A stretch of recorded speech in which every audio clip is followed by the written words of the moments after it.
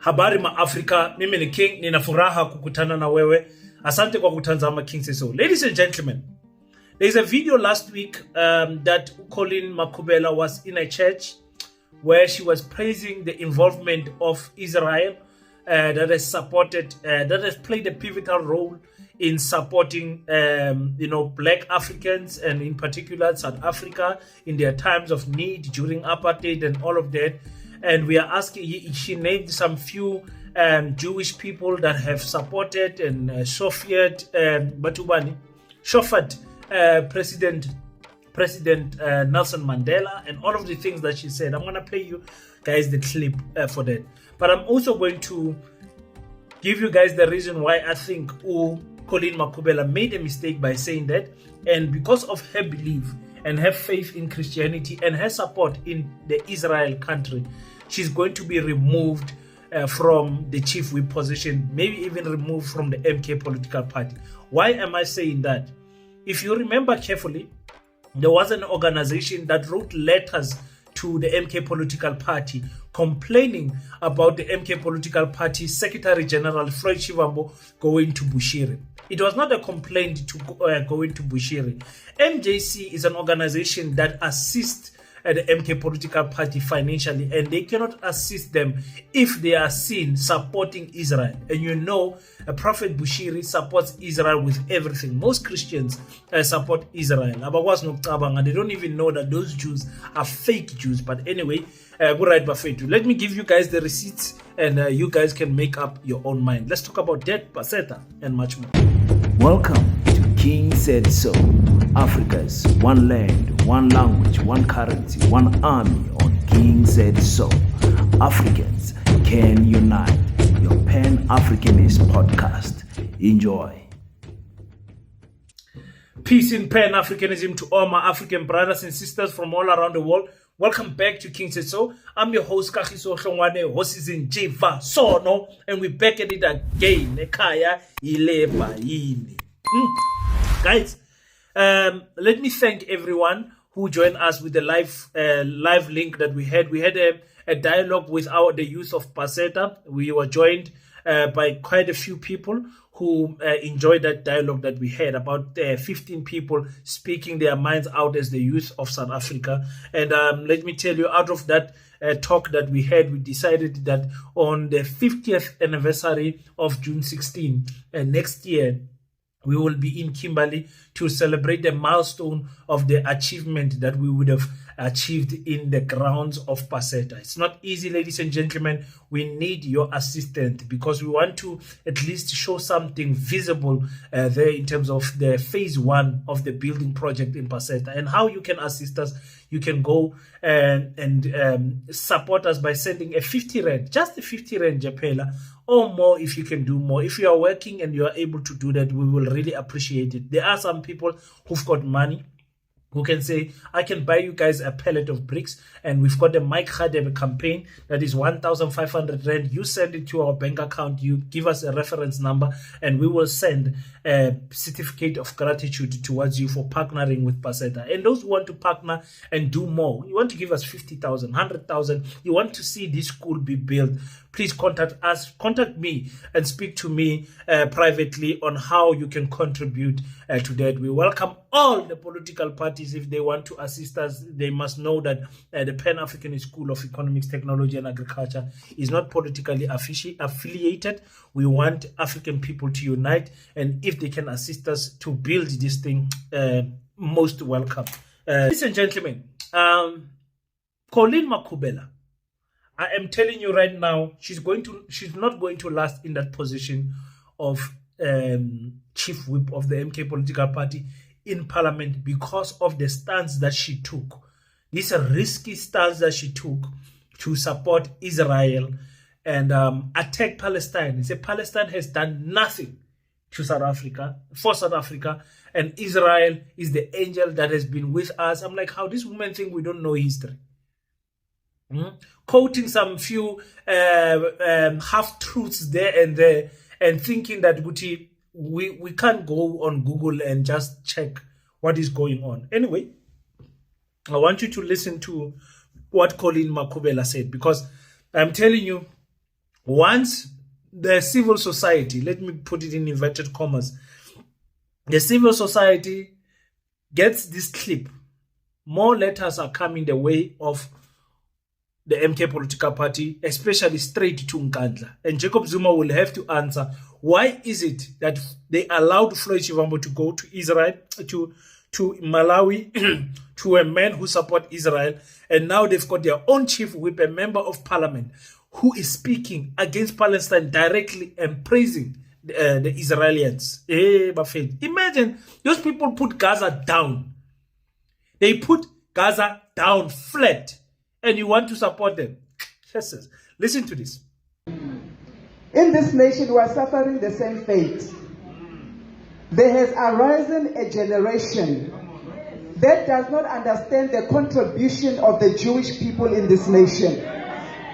We have a generation of people that are wearing scarves because there's money attached behind it. But they have forgotten where we come from. I looked through the history books. I'm yet to find where Palestine, PLO, has contributed to this struggle. You can correct me if you are historians. I've paged through my understanding of our forefathers, from Nelson Mandela, from Chief Albert Lutuli, Walter Sisulu, all those that were in exile, the Chris Hannis, all those that went to fight the Kontowe Sizwe. I'm waiting to hear about PLO and how they have assisted the people of South Africa.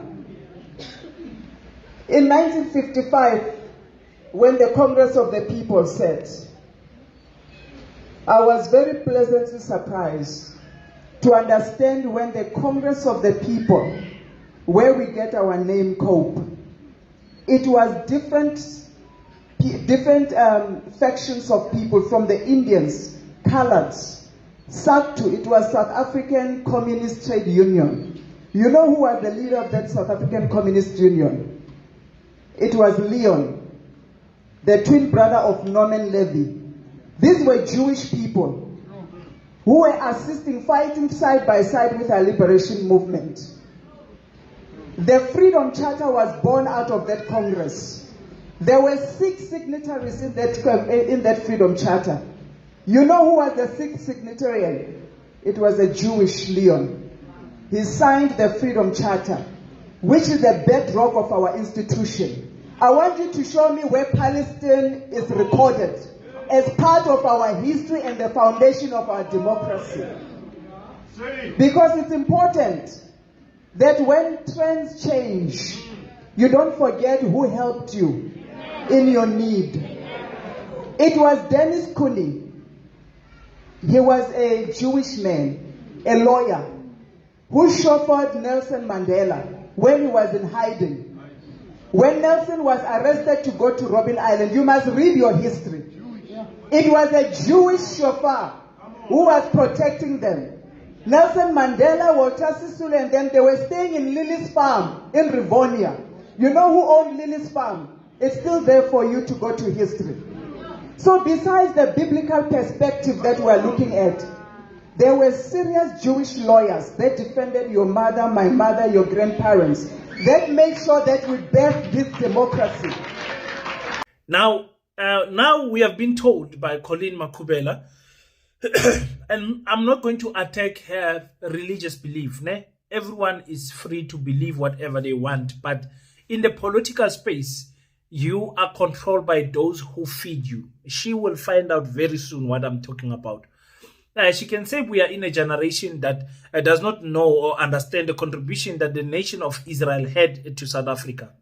Not necessarily true. There are some few Jewish people that were supporting the ANC and all of that. But the Israeli country changed tune in the 60s. In the 60s, they started supporting the apartheid government. They had an alliance with them up until the 80s, the mid-80s, where they were aligned with politics, military, because they were having the nuclear deal with them, working together. The Israel government supported the apartheid regime in our country actively. Someone might point out, no, but King, in 1987, Israel opposed sanctions on South Africa. Yes, they did.